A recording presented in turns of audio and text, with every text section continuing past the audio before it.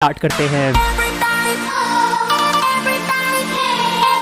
इस chess trick को odd बिनोनी trap कहते हैं और आपको इसको ब्लैक पीसेस से खेलना। वीडियो में मैं आपको एक ऐसी ट्रिक बताऊंगा जिसे खेलकर आप अपने दोस्तों को धूल चटा दोगे। ये बहुत इजी टू लर्न ट्रिक है, लेकिन खेल तो आप इसको है जब आपका ओपोनेंट गेम की शुरुआत पॉन टू D4 से करे, फिर आप चलोगे C5। ब्लैक की इस ओपनिंग को ओल्ड बिनोनी डिफेंस कहते हैं। वैसे तो यहाँ पर पॉन को पुश करना बेस्ट मूव होता है, लेकिन मैक्सिमम लोगों को लगता है कि उनको फ्री में पॉन मिल रहा है तो वो उसको कैप्चर कर लेते हैं।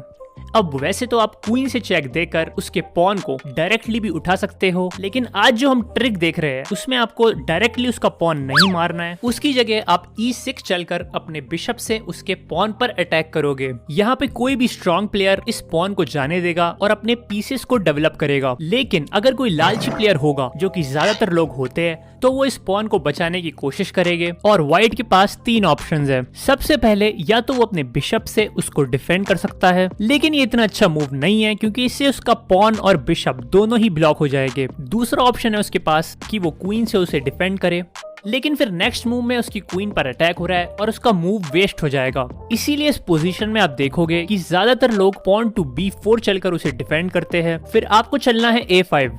यहाँ पे उसके पास तीन ऑप्शंस है जिसको हम तीन वेरिएशंस में कवर करेंगे। सबसे पहले लेट्स सपोज वो हमारा पॉन कैप्चर कर लेता है।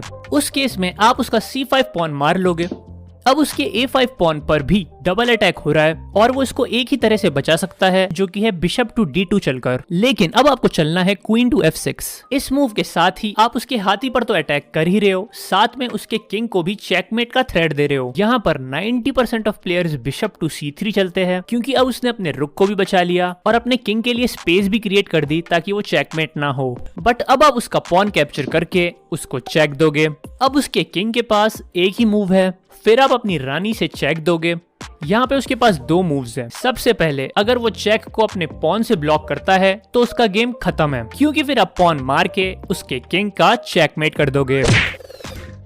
और उस पोजीशन में अगर वो चेक को ब्लॉक करने की जगह अपने किंग को मूव करता है तो आपको सिंपली चलना है क्वीन D5 चेक। अब उसका किंग हो चुका है ट्रैप्ड और उसके पास एक लौता मूव बचा है, जो कि है वो अपने बिशप से चेक को ब्लॉक करे, बट फिर आप उसको कैप्चर कर लोगे और इसी के साथ एक बार फिर से उसका चेकमेट हो चुका है।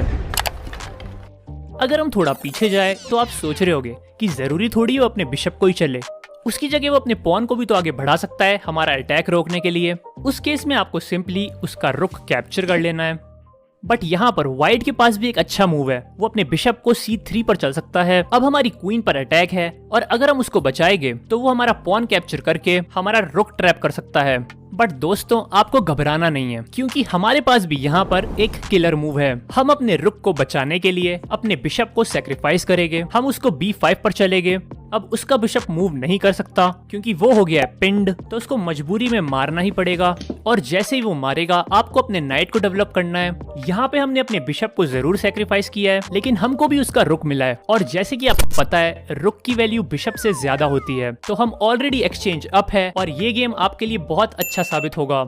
अगर हम वापस से पीछे जाए और लेट्स सपोज आपका ओपोनेंट उस पोजीशन में पॉन को मारता ही नहीं है, उसकी जगह वो अपने पॉन को डिफेंड करते हुए A3 चलता है, फिर आप सिंपली उसका पॉन कैप्चर कर लोगे और वो रिकैप्चर भी नहीं कर सकता, क्योंकि अगर वो ऐसा करेगा तो उसका रुक मर जाएगा और आप इस गेम को बड़े आराम से जीत जाओगे।